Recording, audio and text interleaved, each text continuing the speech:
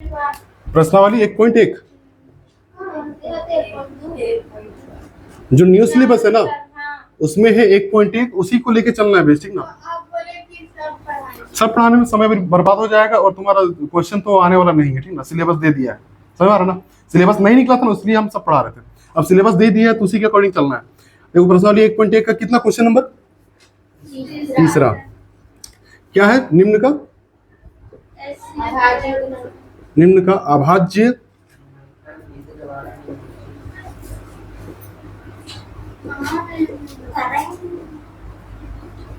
विधि से एलसीएम और एचसीएफ दोनों निकालना ना। एलसीएम तथा एचसीएफ ज्ञात करें। पहला क्वेश्चन बोलो क्या है?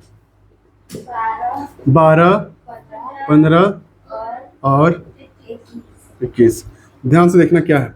12 है ना, तोड़ो 12 को, 2 दूनी 4 तिया 12 एकम तोड़ दी। अब देखो 15 को, देखो 3 पचे 15 एकम है ना, फिर 21 को 3 सत्ते 21, 21 एकम 21, ठीक है। अब देखो एचसीएफ के लिए हम लोग क्या देखते हैं कि मैक्सिमम कितना मैच कर रहा है, ठीक ना। तो यहां से देखो कौन मैच कर रहा है, सिर्फ, समझ हमारा बात, और एक भी मैच कर रहा है ना। एचसीएफ के लिए हम लोग एक जरूरी है कि ना।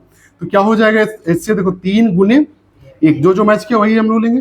क्या हो जाएगा? 3 एकम 3। उसके बाद अगर हम लोग यहाँ से एलसीएम के लिए क्या करेंगे, 2 कितना बार है? 1 2, तो 2 को क्या लगाएंगे? 2 लगाएंगे, फिर इंटू 3 लगाएंगे, फिर गुने 1। अब यहाँ देखो बराबर, यहाँ तो अकेले है 3 भी और 5 भी, यहाँ भी 3 अकेले और यहाँ 7, ठीक है। तो इसके लिए हम लोग नहीं देंगे पावर वगैरह। अब देखो एलसीएम क्या हो जाएगा इसका। एलसीएम जो पावर में जितना है, देखो 2 है ना इसका पावर में, तो हम लोग क्या लगाएंगे यहाँ पे? 2 का पावर 2 गुने, फिर 3 लगाएंगे, फिर गुने 5 लगाएंगे, फिर गुने 7। डबल जो मैच कर रहा है उसको नहीं लिखना फिर, ठीक ना। ये देखो 3 यहाँ भी सबको नहीं लिख देना, ठीक ना। जो मैच कर रहा है उसको छोड़ देना। तो देखो 2 दूनी कितना होगा? 4 तिया 12 पचे 60, ठीक ना। और 60 को 7 से गुना कर देंगे तो 420, ठीक ना, 420। तो ये हमारा क्या हो गया? एलसीएम, और ये क्या हो गया? एचसीएफ, ठीक है। बस हो हमारा, तो इसको लिखो फट से। 17, 23 और 29। इसमें कुछ दिख रहा है? क्या दिख रहा है? ये सब जो है ना अभाज्य संख्या, हाँ कि ना, है ना। अब देखो 17 क्या आएगा? 17 एकम 17, 23 क्या आएगा? 23 एकम 23, फिर 29 कितना आएगा? 29 एकम 29। बस और मैच करने वाला कोई अगर है तो कौन है वो, इसलिए एक को लिख देते, ठीक ना। अभी काम आया ना एक, नहीं होता तो लोग खोजते रहते कौन मैच कर रहा है, कोई मैच नहीं कर रहा। फिर एचसीएफ क्या हो जाएगा? 1 हो जाएगा, और एलसीएम, और देखो एलसीएम क्या हो जाएगा ना, जो मैच किया वो तो मैच कर गया, ठीक ना। उसको एक गुना कर देंगे लास्ट में, 1 से गुना करें ना करें फर्क नहीं पड़ने वाला, ठीक ना, सिर्फ 0 को छोड़ के। अब देखो ये सबको क्या कर देना है? गुना कर देना है। तो आंसर कितना आएगा? एलसीएम क्या आ जाएगा? 11,339, यही ना है। हाँ, क्वेश्चन 8, 9 और 25। बता इसमें कोई अभाज्य संख्या है? नहीं है, सब क्या है? भाज्य, ठीक ना। अब देखो 8 कैसे होगा? 2 दूनी 4 दूनी 8 एकम, यहाँ लिख सकते 2 का पावर में 3, 2 का पावर 3 गुने 1, ठीक है। उसके बाद 9 है, 9 के क्या लिखेंगे? 3 तिया 9, 9 एकम 9 होगा। अब 3 का पावर में क्या लिख देंगे? 2, क्योंकि 3 तिया 9 हो जाएगा। उसके बाद 25 है ना, तो 5 गुने 1, ठीक है। यहाँ क्या हो जाएगा? 5 का पावर में 2 गुने 1 होगा। यहाँ से तुम लोग एचसीएफ निकालो। मैच क्या कर रहा है? कोई नहीं, सिर्फ 1 मैच कर रहा है कि ना। तो एचसीएफ क्या हो जाएगा? एचसीएफ 1 हो जाएगा। और एलसीएम में क्या हो जाएगा? 2 का पावर 3 गुने 3 का पावर में 2 गुने 5 का पावर में 2, ठीक है। 1800 है ना, 1800 आंसर हो जाएगा। तो एचसीएफ कितना दिया गया है? 9 दिया गया है। और वो कौन कौन संख्या का दिया गया है? 306 और 657 का ही एचसीएफ कितना है? 9 है। तो एलसीएम ज्ञात करना है। देखो कैसे होगा, ठीक ना। और एक फॉर्मूला होता है उससे ज्ञात करना है, ऐसा अलग अलग करके नहीं करना, ठीक ना। देखो क्या होता है, दो संख्याओं का गुणनफल बराबर क्या होता है? एलसीएम गुने एचसीएफ, ठीक है।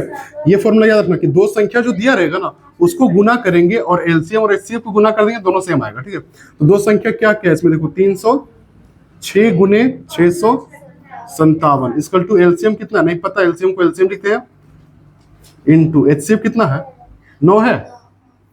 अब देखो एलसीएम को इधर ले लेते हैं, ठीक ना, और जो एलसीएम के साथ रहेगा वो कहाँ जाएगा, ऊपर या नीचे,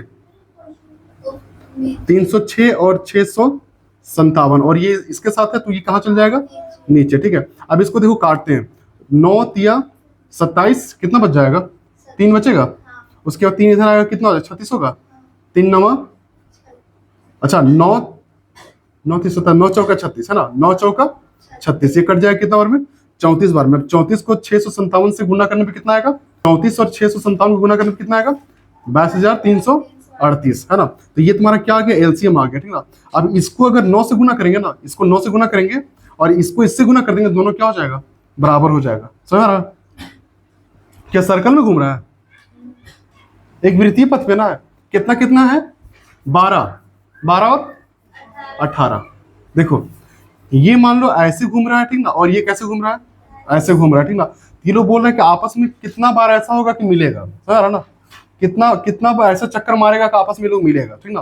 तो मिलने वाला हम लोग क्या कहते हैं, एलसीएम ही तो कहते हैं ना, लिस्ट कॉमन फैक्टर, कॉमन कितना बार लोग मिलेगा आपस में, ठीक ना। तो वही चीज हम लोग को क्या निकालना है, एलसीएम निकालना। देखो 12 को कैसे लिखेंगे, 2 दूनी 4 4 तिया 12 कम 12, फिर 18 को कैसे लिखेंगे, 3 से, 3 तिया 9 दूनी 18, 1 कम 18। ठीक है, अब यहाँ देखो क्या क्या मैच कर जा रहा है, एक ये और एक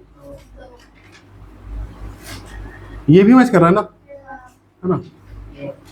अच्छा मैच मत करवाओ तो एचसीएफ निकलेगा ना, हमको क्या निकालना है, एलसीएम। तो यहाँ 2 का पावर 2 कर दे, इंटू 3 करेंगे, और यहाँ क्या करेंगे, 3 का पावर में 3 गुने क्या 2, एक भी कर दो यहाँ पे और यहाँ भी एक, एलसीएम, ठीक ना, क्या हो जाएगा, 2 का पावर 2 होगा, इंटू 3 का पावर क्या हो जाएगा 3, 3 का पावर कितना, अच्छा 2 ही है ना, 3 का पावर भी 2 है, तो यहाँ पे क्या हो जाएगा 2। अब देखो और एक तो रहेगा ही रहेगा, और 2 दूनी 4 है ना, और यहाँ पे कितना हो जाएगा 9, और 9 चौका कितना हो जाएगा 36, तो 36 बार ये लोग आपस में मैच करेगा, ठीक ना। एक पॉइंट क्या हो जाएगा, 2 हो जाएगा। ठीक है, न्यू सिलेबस के हिसाब से आप यहाँ पे वो वाला पढ़ना है। देखो पहला क्वेश्चन क्या बोला है, सिद्ध कीजिए, सिद्ध कीजिए √5 एक अपरिमेय संख्या, अपरिमेय है ना, अपरिमेय संख्या है, समझो। अच्छा एक बात बताओ, परिमेय संख्या किसको कहते हैं, वही, हाँ बस, जिसको p बाई क्यू के फॉर्म में लिख सकते हैं, जैसे 7 7 क्या है, परिमेय संख्या एक नहीं है, इसके नीचे एक रहता है, हाँ कि ना, तो ये p हो गया, ये q हो गया, हाँ कि ना। तो ऐसा ही अब देखते हैं, सिद्ध कीजिए कि √5 एक क्या है, अपरिमेय संख्या है। तो लिखते हैं, माना कि √5 एक परिमेय संख्या है, इसको परिमेय मान लेंगे, क्या मान लेंगे, परिमेय संख्या है, जहां p और q दो धनात्मक सहभाज्य पूर्णांक है। धनात्मक समझती ना, जो प्लस में हो, यानी हाँ धनात्मक हो, पूर्णांक है जिसमें q नेवर बी द 0, ठीक ना, जहां पे ये 0 नहीं होगा, नीचे जो 0 होगा ना सारा टर्म को क्या कर देगा, खत्म कर देगा, ठीक ना। तो ये 0 नहीं है, तो क्या हो जाएगा, √5 इक्वल टू क्या हो जाएगा, p बाय q। अब देखो अगर हम तिरछा गुना कर देंगे क्या हो जाएगा, p बराबर क्या हो जाएगा, √5 q होगा। अब हम लोग लिखेंगे p √5 का q गुणात्मक है, हाँ कि ना। देखो √5 के साथ q गुना हो रहा है ना, हाँ गुणात्मक है, तथा p से विभाजित है, p से भागा जा रहा है, बराबर की तरह तो भागा ही होगा, ठीक ना। अतः यह एक परिमेय संख्या है। हम बताते थे जिसका भागा लग जाए, जो गुना हो जाए, वो क्या रहेगा, परिमेय संख्या हो जाएगा। अब हम लोग एक यहाँ टर्म लिखेंगे, यूज करेंगे विरोधाभास से, विरोधाभास भाज्य, है ना। विरोधाभास मतलब क्या था, उसका उल्टा। अब ये परिमेय था तो उसका क्या हो जाएगा, ये अपरिमेय, है ना। रूट 5 एक अपरिमेय संख्या है। ये तुम्हारा 3 नंबर के लिए पूछेगा, ठीक ना। याद रखना, चाहे यहाँ कुछ भी हो, रूट 5 की जगह पे कुछ भी रहे, यही टर्म यूज करना है और पूरा बना देना, ठीक ना, यहाँ तक लिख के।